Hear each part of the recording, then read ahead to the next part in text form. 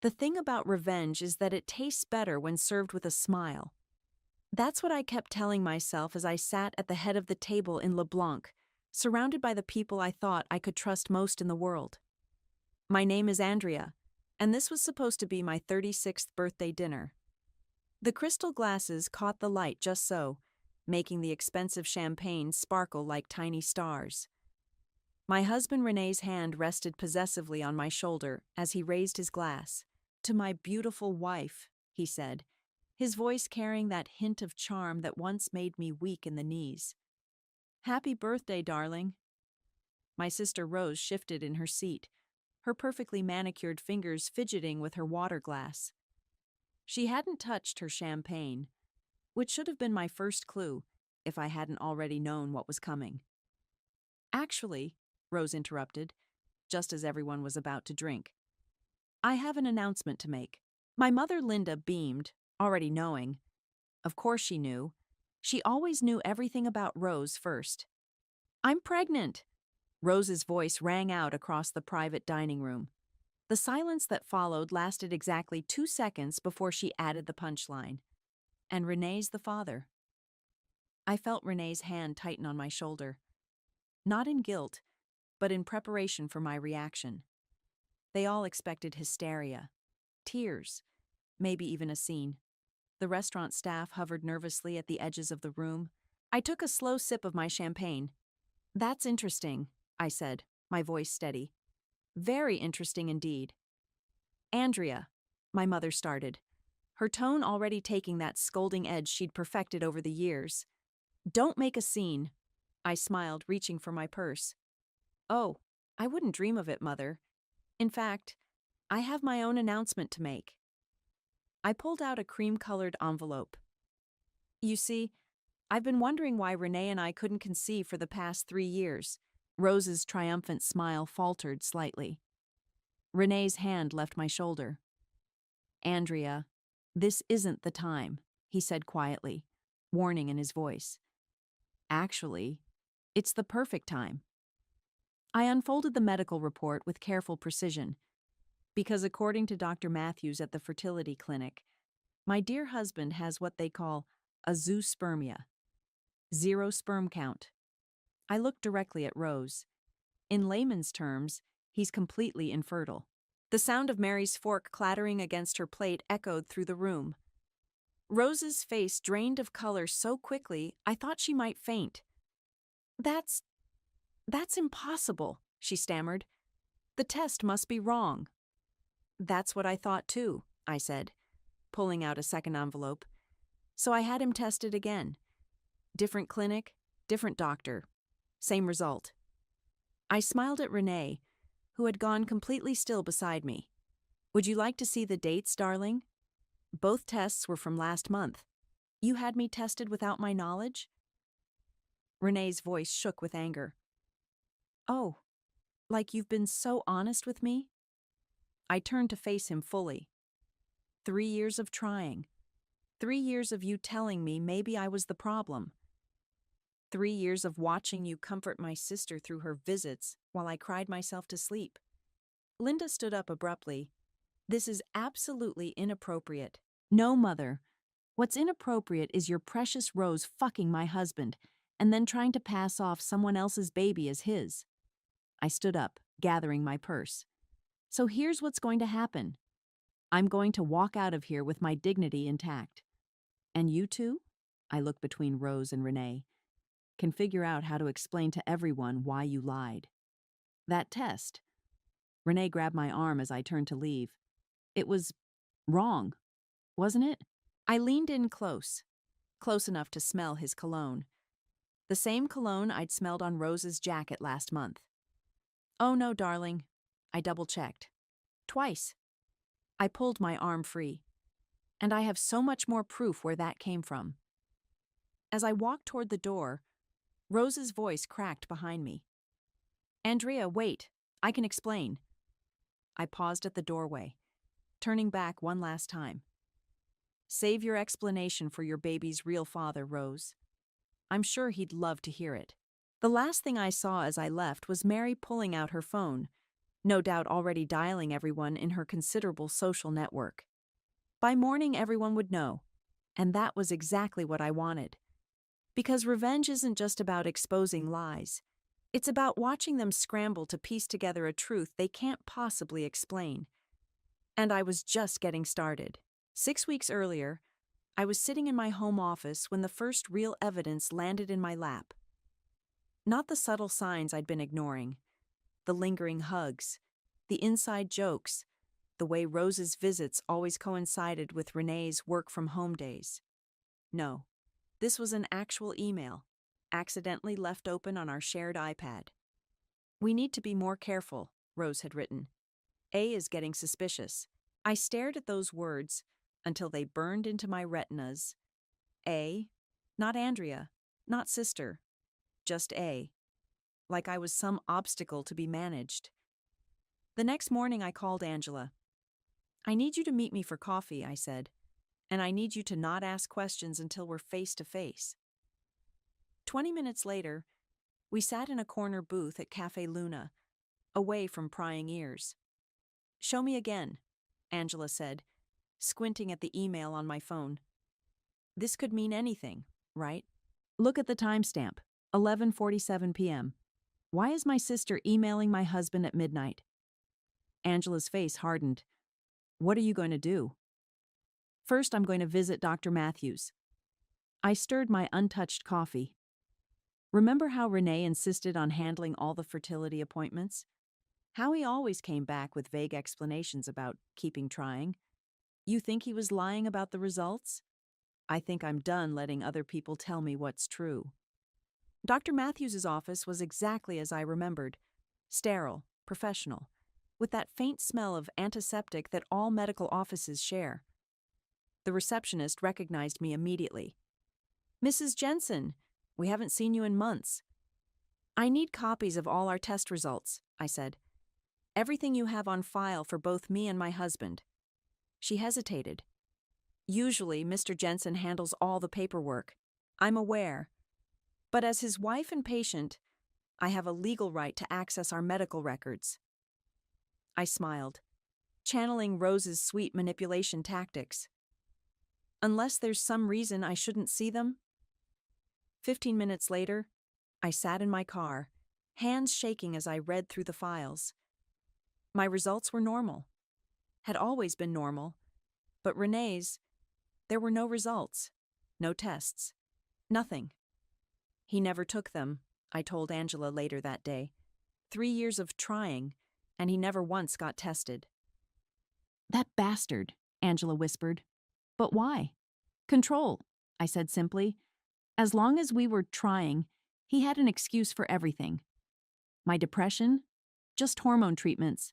My suspicions? Baby stress. My isolation? Doctor's orders to avoid stress.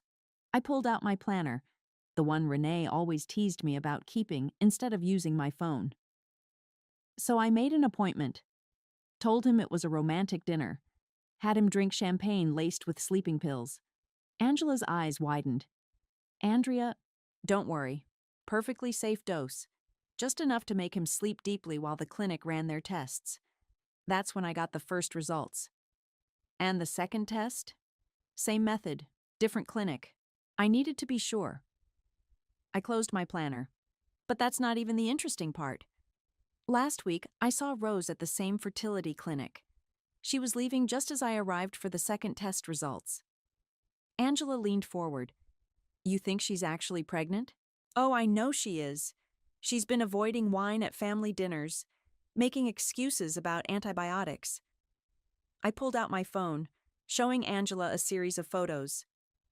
"She's also been meeting someone, not Renee." The photos showed Rose outside a cafe, then getting into a car. The driver's face was clear in one shot. A handsome man with dark hair. "His name is Ricky," I said. "Her ex from college. I found him on social media. They've been liking each other's posts for months. So the baby might not be Renee's at all. She's probably using their affair to trap him, make him leave me." I laughed, but there was no humor in it. "The irony is, she doesn't know he can't father children. He's been lying to her too. Angela reached across the table, squeezing my hand. What's your plan? I pulled out an invitation, cream-colored, elegant. My birthday dinner. I'm going to let them make their grand announcement. Let them think they've won. My voice was steady, cold. And then I'm going to destroy everything they thought they knew. Andrea, Angela said softly, this isn't just revenge. This is nuclear. I met her eyes. They didn't just betray me, Angela. They made me doubt my sanity, my worth, my ability to be a mother. I tucked the invitation back into my bag. I don't just want revenge. I want implications, destruction, accountability. And after? After? I smiled, thinking of the apartment I'd already leased, the lawyer I'd contacted, the evidence I'd gathered. After, I'm going to build a life so good they'll choke on the ashes of what they lost. The restaurant erupted into chaos after I left. Through the glass doors, I heard Rose's shrill voice. She's lying. She has to be lying. I made it halfway to my car before Mary caught up with me, her heels clicking rapidly on the pavement. Andrea, wait. She grabbed my elbow, her voice low. I always thought something was off about Rose. The way she'd hang around René's office parties, always touching his arm, laughing too loud at his jokes. You knew? I suspected, but I didn't want to see it. Mary glanced back at the restaurant. What are you going to do now? Now? I'm going home to pack a bag. When I pulled into our driveway, René's car was already there. I found him pacing in the kitchen, phone in hand. Where have you been? I've called you 6 times. I walked past him to the bedroom, pulling out the suitcase I'd hidden in the back of my closet weeks ago. Andrea, stop. We need to talk about this. He followed me, hovering in the doorway. That test. There must be some mistake. We can get another opinion. 3 years, I said, not looking at him as I packed. 3 years of watching me blame myself. Take medications. Go to therapy. All while you were fucking my sister. It wasn't like that. Then what was it like? I finally turned to face him. Explain it to me, René. Explain how you could watch me cry every month when my period came, knowing you couldn't get me pregnant even if you wanted to. His phone buzzed. Rose's face flashed on the screen. You should answer that, I said, zipping up my suitcase. Sounds like your girlfriend needs you. Where are you going? Away from you. My phone vibrated as I drove. Rose had sent a series of messages. We need to stick to our story. She's bluffing. Answer me. You're ruining everything. I turned off my phone and drove to Angela's house. She was waiting on her porch with a bottle of wine and 2 glasses. Mary called, she said as I sat down. Apparently Rose had a complete meltdown after you left. Started screaming about how you've always been jealous of her. I took a long sip of wine. Remember 2 months ago when I said I saw Rose at the fertility clinic? Yeah, I did more than just see her. I pulled out my phone and opened a photo. I followed her inside. The image showed Rose talking to a nurse, her hand resting on her still flat stomach.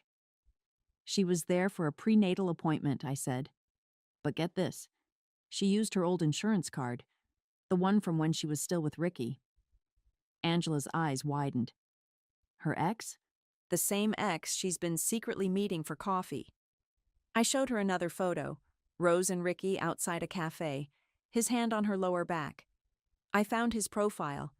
He's been posting cryptic messages about second chances and unexpected blessings. Holy shit. Angela grabbed her laptop. Let me look him up. While she typed, my phone lit up with a text from Mary. René's telling everyone you're having a mental breakdown. Rose is backing him up. Found him. Angela turned the screen toward me. Look at his social media. There it was, a hidden folder on Ricky's profile. Photos of him and Rose from various dates over the past few months, carefully untagged, but not deleted. The timestamps, Angela pointed out. These are from right around when she would have gotten pregnant. My phone buzzed again. This time it was my mother. Andrea, she said when I answered, her voice tight with anger. What you did tonight was unforgivable. What I did? What about what Rose did? She's your sister, and now she's carrying your husband's child. I cut her off with a laugh. No, Mother. She's carrying someone else's child and trying to pass it off as Renee's. But don't worry. I'm sure that won't affect her status as your perfect daughter. You've always been jealous of her. No, I said quietly. I've always been your scapegoat. But not anymore. I hung up as Angela discovered something else. A comment Ricky had left on one of Rose's photos from a holiday party 4 months ago. Best night of my life. Andrea, Angela said slowly. You need to talk to him. I nodded, already composing an email. Oh, I plan to. But first, I need to make a few calls. Starting with Renee's company. What are you going to tell them?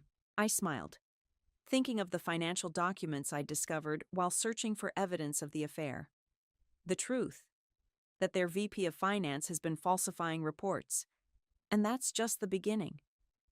Because revenge isn't just about exposing lies. It's about pulling every thread until the whole tapestry unravels.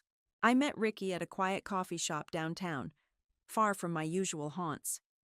He was already there when I arrived, fidgeting with a paper cup, looking exactly like his photos. Handsome in that boy-next-door way that Rose had always preferred. Thanks for meeting me, I said, sliding into the seat across from him. I'm Andrea, Rose's sister. He wouldn't meet my eyes. Look, I'm not sure what this is about. I think you know exactly what this is about. I placed my phone on the table, screen up, showing a photo of him and Rose outside the fertility clinic. 4 months ago. Holiday party at the Grand? Ring any bells? His face paled. She said she was single. Of course she did. I took a sip of my coffee. She's pregnant, Ricky, and she's trying to pass it off as my husband's baby. He knocked over his cup, coffee spilling across the table. She's what? Pregnant. About 4 months along, I'd say. Interesting timing, wouldn't you agree? Ricky grabbed napkins, mopping up the spill with shaking hands. We used protection. She said she was on birth control. Rose has always been creative with the truth. I pulled out a document. I need you to sign this. What is it? Consent for a paternity test. Just in case. He stared at the paper for a long moment. If I sign this, Rose will know I talked to you. Rose is already going to lose everything, I said quietly. The question is, do you want to know the truth? He signed. Meanwhile, across town, Renee's carefully constructed world was crumbling. His assistant forwarded me an email chain. His colleagues were avoiding him. His boss was reconsidering his position. And the board had called an emergency meeting. I'd sent them an anonymous tip about the falsified reports, along with copies of his fertility tests and a carefully worded suggestion about trustworthiness. My phone buzzed with a text from Angela. Rose just showed up at your mom's house. Full waterworks. I drove there, parking across the street. Through the living room window, I could see Rose sobbing on the couch, my mother patting her hand.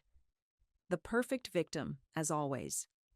I walked in without knocking. How dare you? Rose sprang up, mascara streaking her cheeks.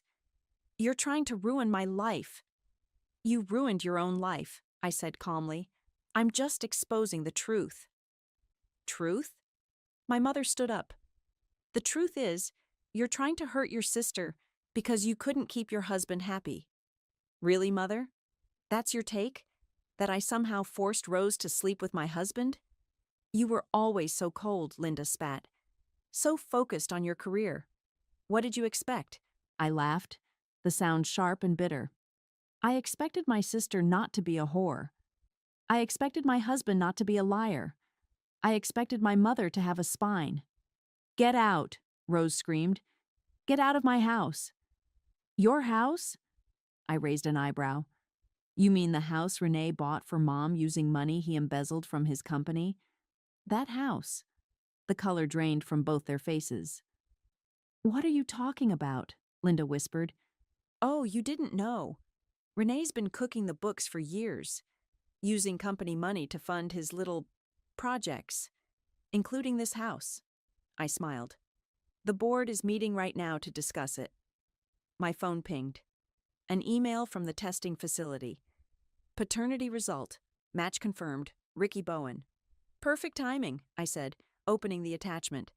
Would you like to know who really got you pregnant, Rose? She lunged for my phone, but I held it out of reach. Don't worry. Everyone will know soon enough. I'm sure Ricky will be thrilled to hear he's going to be a father. You bitch! Rose swung at me, but I stepped back. You're lying. Like you lied about the baby being Renee's? Like you lied about being on birth control with Ricky? Like you've been lying your entire life? Linda grabbed my arm. Stop this. Stop it right now. I pulled free. No, Mother.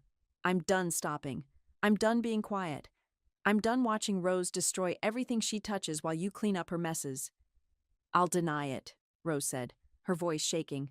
No one will believe you. They already do. I headed for the door, pausing in the doorway. By the way, Renee's company just called. They're freezing all his assets, including this house. You might want to start packing. As I walked to my car, I could hear Rose's screams through the open window. But for the first time in my life, they didn't make me feel guilty. They made me feel free. The family brunch was my idea. I sent out a group text suggesting we all meet to talk things through civilly. Angela thought I was crazy, but she didn't see my smile when everyone agreed. I chose the country club, neutral territory with plenty of witnesses. More importantly, it had an excellent audiovisual system for presentations. Rose arrived first, wearing a flowing dress that highlighted her small baby bump. She'd clearly been crying, but her chin was lifted in defiance. I'm only here because Mom insisted, she said, sliding into her seat. Of course you are. I smiled, watching the others file in. My mother, Mary, Renee, even a few extended family members who'd heard about the drama. Andrea, Renee started, can we talk privately first? Oh no, darling. Everything I have to say, I'll say in front of everyone. Once everyone was seated, I stood up, smoothing my dress. I want to apologize for my behavior at my birthday dinner. Rose's face lit up with vindication. My mother nodded approvingly. I shouldn't have exposed your lies so abruptly, I continued. I should have been more thorough. Before anyone could respond, I pulled out a remote and clicked it. The club's large TV screen flickered to life. What is this? Rose demanded. This, I said, is the paternity test results I received yesterday. The document appeared on screen, highlighting the match between Ricky and Rose's unborn child. Congratulations, sister. Ricky's going to be a daddy. The room erupted. Rose jumped up, knocking over her water glass. You can't do this. I already did. I clicked again. Photos of Rose and Ricky appeared. Their secret meetings, the fertility clinic visits, the holiday party. You remember Ricky, don't you, Renee? Rose's ex who she was sleeping with while trying to trap you? Renee stood up so fast his chair fell backward. You told me he was out of the picture. She tells everyone what they want to hear, I said calmly. Just like you told me I was the reason we couldn't have children. Andrea, stop this immediately. My mother's voice shook with rage. Why? Because it's embarrassing? Because it ruins your perfect image of your perfect daughter? I clicked again. Bank statements appeared on screen. Speaking of ruined images, let's talk about how Renee paid for your house, Mother. Linda went pale. What? Company funds, I explained. Embezzled, of course, along with the money he's been funneling to Rose for her pregnancy needs. Though I suppose sleeping with two men at once can get expensive. Rose lunged at me, but Mary caught her arm. Don't, Mary warned. You've done enough damage. Me? Rose screamed. She's the one destroying everything. No, Rose. You destroyed everything the moment you thought you could take what was mine. I turned to Renee. By the way, your company's legal team wants to meet with me tomorrow. Something about being a material witness? Renee sank into his chair, head in his hands. His carefully constructed world was crashing down around him. You've lost your mind, my mother said, but her voice wavered. Actually, I finally found it. I clicked one last time. A video began playing. Rose and Renee in his office, planning how to tell me about the pregnancy. Planning how to break me. How did you get that? Renee demanded. You really should change your email password, darling, and check your office for recording devices. I gathered my purse. Oh, and Rose? Ricky's lawyer will be contacting you. Something about fraud and emotional damages. I'll deny everything, she hissed. With what proof? The paternity test is legally binding. The financial records are clear. The video speaks for itself. I smiled. But please, try to deny it. I'm sure the media would love to hear your side. The media? Rose's voice cracked. Did I forget to mention? Mary's been live streaming this whole conversation to her social media. Say hi to your followers, Rose. Mary held up her phone, still recording. Rose's face crumpled as she saw the comments flooding in. You thought you loved center stage, I said softly. How's the spotlight feeling now? My phone buzzed. Renee's company calling again. I answered on speaker. Mrs. Jensen, this is Howard from legal. We need to discuss some irregularities in your husband's financial documentation. Of course, I said, watching Renee's face drain of color. I'll bring everything I have to our meeting tomorrow. I hung up and faced my shattered family one last time. I'd love to stay and chat, but I have a meeting with my lawyer. Divorce papers don't file themselves. As I walked out, I heard Rose collapse into sobs, my mother's frantic attempts to comfort her, and Mary's quiet voice still narrating to her followers. But I didn't look back. I didn't need to. The truth was finally out, and it was more devastating than any lie they could have told. My mother showed up at my temporary apartment the next day, uninvited and unannounced. She looked older than I'd ever seen her, the weight of scandal aging her overnight. We need to talk about what you've done, she said, pushing past me into the living room. What I've done? I closed the door quietly. Not what Rose did? Not what Renee did? I always feared you'd inherit your father's coldness. She sat down, smoothing her skirt with trembling hands. This calculated revenge, it's exactly what he would have done. Don't you dare compare me to him. I remained standing. He abandoned us. I'm protecting myself. By destroying your sister's life, your husband's career, they destroyed themselves. I just exposed the truth. My phone buzzed. Angela texting that she'd found something else. Before I could read it, my mother spoke again. Rose is devastated. She can barely eat, barely sleep. Like I did for 3 years? I cut her off. While she was sleeping with my husband? While you were helping her hide it? Linda's face went white. I never... Save it. Mary told me everything. The girls' lunches where you helped Rose plan how to tell me. The money you helped her hide. I pulled out my phone, showing her the transfer records. Did you think I wouldn't find out? I was trying to protect the family. No, you were protecting Rose. Like always. I sat across from her. Tell me something, Mother. When did you stop loving me? Don't be dramatic. Was it when Dad left? When I refused to play the perfect daughter role? Or was it when I started succeeding without your help? The silence stretched between us until Angela burst through the door, waving papers. Andrea, you need to see this. Oh. She stopped short at the sight of my mother. Sorry. I didn't know. It's fine, I said. What did you find? Angela glanced at Linda before continuing. Renee took out a loan in your name. $50,000. Transferred to Rose's account 3 months ago. My mother's sharp intake of breath confirmed what I'd suspected. You knew about this too, didn't you? Rose needed help, Linda whispered. The fertility treatments, the prenatal care, the fertility treatments she didn't need because she was already pregnant by someone else. I laughed bitterly. Or the prenatal care she charged to Ricky's insurance. Angela handed me the loan documents. There's more. The bank is investigating fraud. They've frozen all joint accounts. Good. I turned to my mother. You should probably warn Rose. Her credit cards might stop working soon.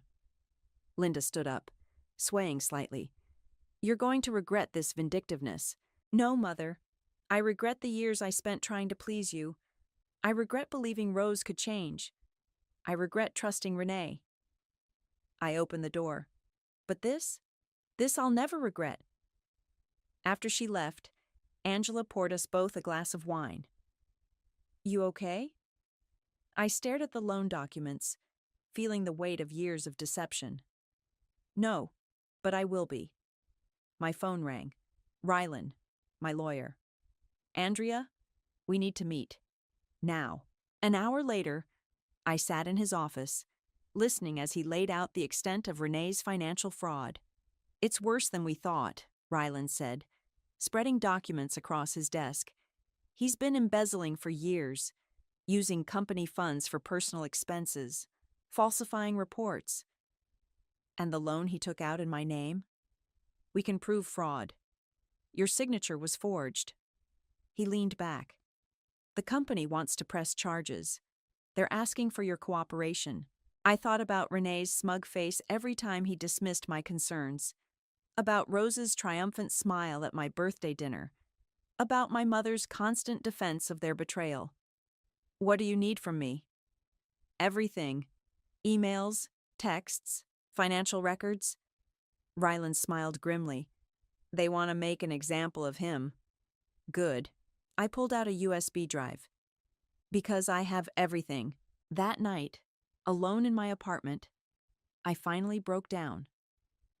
Not over losing Renee. That pain had dulled to nothing more than wounded pride. Not over Rose's betrayal. I'd always known she was capable of it. No. I cried for the years I'd wasted trying to be the perfect daughter, wife, sister, for the family I thought I had, for the life I'd built on lies. My phone lit up with a text from Angela. Turn on the news. There it was. Renee's company announcing an internal investigation into financial fraud. Rose's social media accounts going dark after a flood of negative comments. My mother's country club membership being reviewed due to recent events. The carefully constructed facade was crumbling, and beneath it lay the ugly truth. They had all chosen their roles in this drama. Now they had to face the consequences of their performance. The security alarm woke me at 3 a.m. I was already reaching for my phone when I heard glass breaking downstairs. Andrea! Renee's voice slurred and angry. I know you're here. I pressed the emergency button on my phone, the one Rylan had insisted I install after filing the restraining order. Then I called Angela. He's here, I whispered. Renee broke in.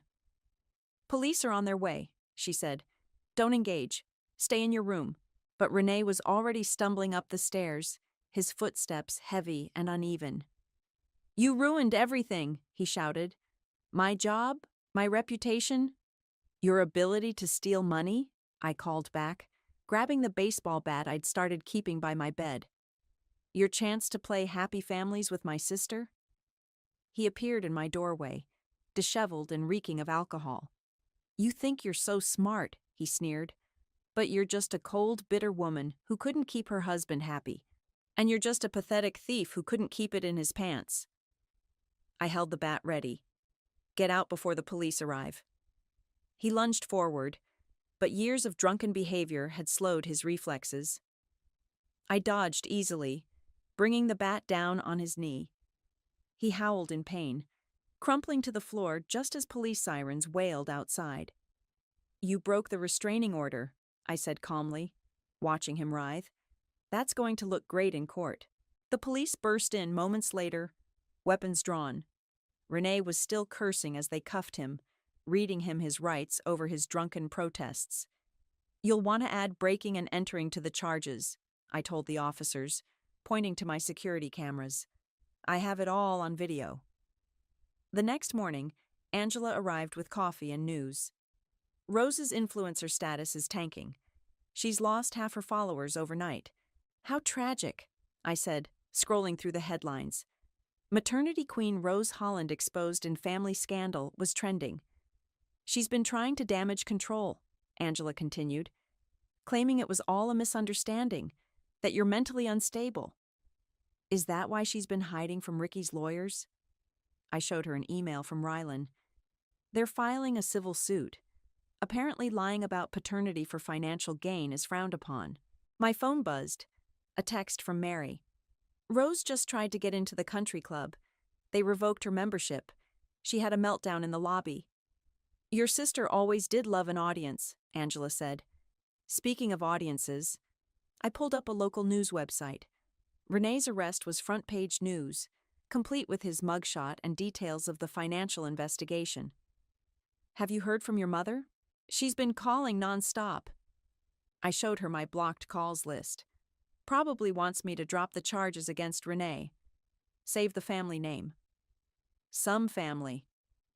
I decided to end this chapter where it began, at the cafe where I'd first seen Rose meeting Ricky. She was already there when I arrived, looking smaller somehow, her designer clothes replaced with plain maternity wear. "Come to gloat?" she asked as I sat down. "No, I came to give you this." I handed her a gift bag. She opened it cautiously, pulling out a pacifier wrapped in newspaper clippings about her scandal. Her face crumpled. "Why are you doing this to me?" "Because you need to understand something, Rose." I leaned forward. "This isn't about revenge anymore. It's about consequences. Every choice you made, every lie you told, led to this moment. I never meant—" "Yes, you did. You meant to steal my husband. You meant to pass off another man's child as his. You meant to destroy my life." I stood up. "But here's the thing about destruction, Rose. Sometimes it rebounds." "I hate you," she whispered, tears streaming down her face. "No, you hate yourself. And that's not my problem anymore." I dropped a manila envelope on the table. "By the way, Ricky's lawyers asked me to give you this. They're seeking full custody once the baby's born." Her sob followed me out of the cafe, but I didn't look back. I didn't need to see her pain to know it was real. My phone buzzed one last time. A message from Rylan. "Renee's pleading guilty to all charges. The company wants to settle. 7 figures." I smiled, thinking of the new life waiting for me. The freedom I'd fought for. The peace I'd finally found. Because sometimes the best revenge isn't just exposing the truth. It's watching karma do its work while you walk away clean. The moving truck pulled away from my new apartment, leaving me alone in a space that was finally, completely mine.